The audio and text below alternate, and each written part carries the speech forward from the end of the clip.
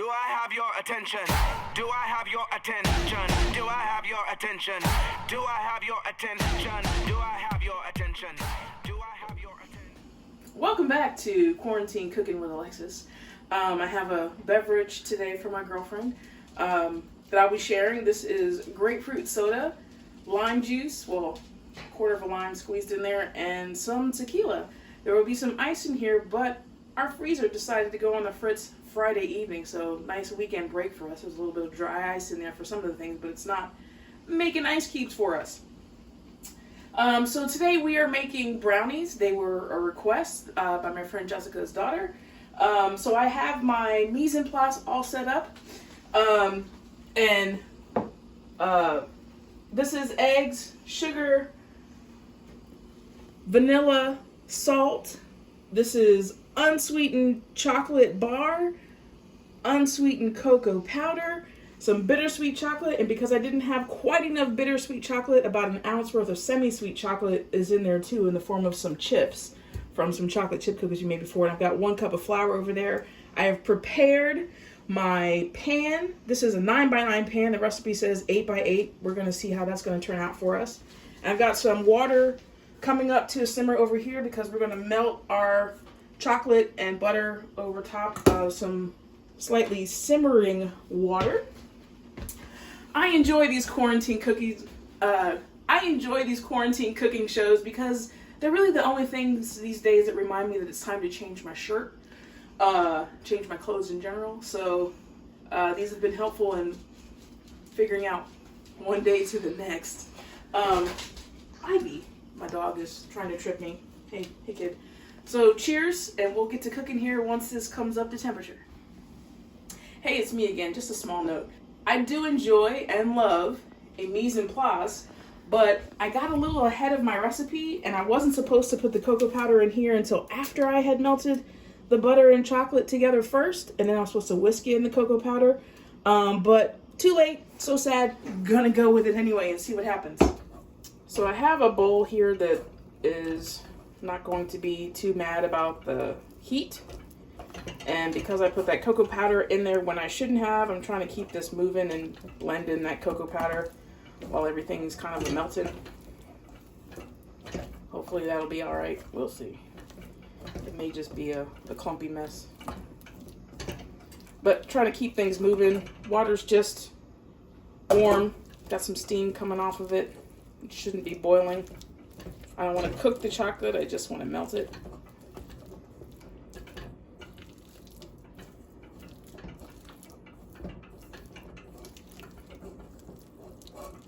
Because my oven, my stovetop, even on low, it's got a pretty big flame.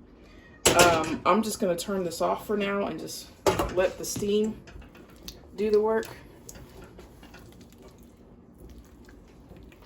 You definitely don't want to cook the chocolate. We really just want to get it all nice and melty so that we can stir it into our egg mixture. And we don't want it so hot that it's going to scramble them eggs. Scramble them eggs. And if you find that it is a little bit too warm once you're done with this process, and again, you should melt the chocolate together with the butter first and then stir in the cocoa powder instead of the nonsense that I did. But that's how baking goes sometimes. We get ahead of ourselves and don't read the recipe all the way through. Look, I think it's going to be all right. Just a matter of getting this butter melted now. I could have cut the butter up into smaller pieces. The recipe even said to cut the butter up into quarters, and I was second guessing that while I was doing it. I think smaller pieces of butter would help this go a little bit faster too. Because we're really just melting this from the steam coming off the water, so especially butter straight out of the fridge. Smaller pieces, guys.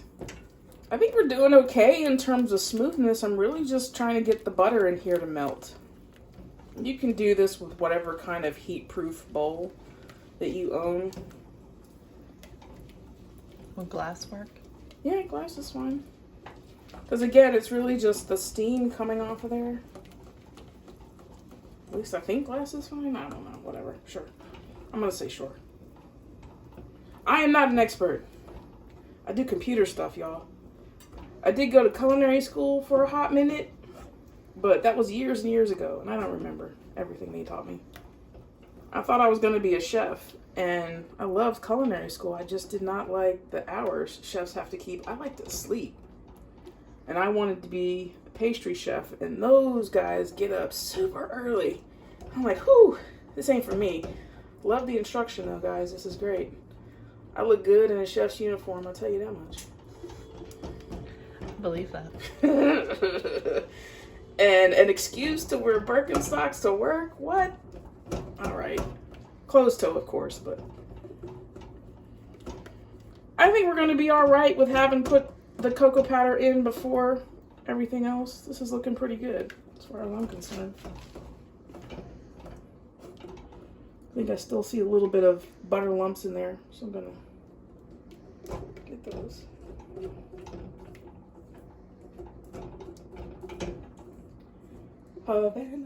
So look how pretty that is. I think it's fine that I put the cocoa powder in before everything else was kind of melted. I think it's still nice and smooth.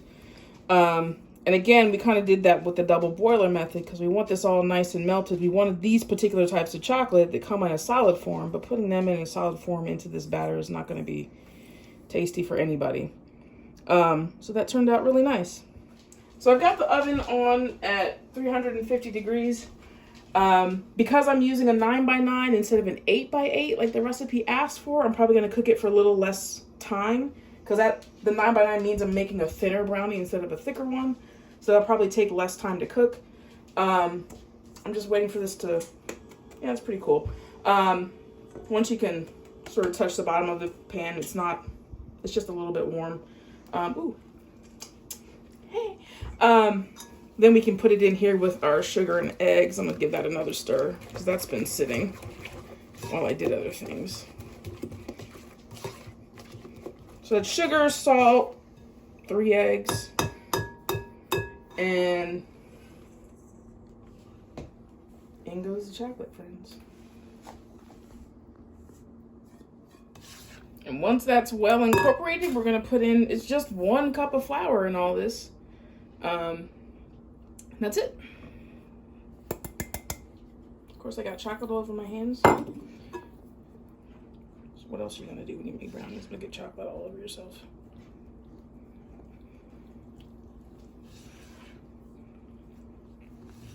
I have to say, it's been a long time since I made brownies from scratch. I usually just did the box brownies. Those are good.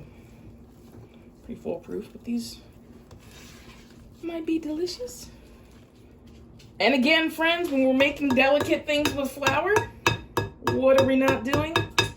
Overmixing. We are not overmixing.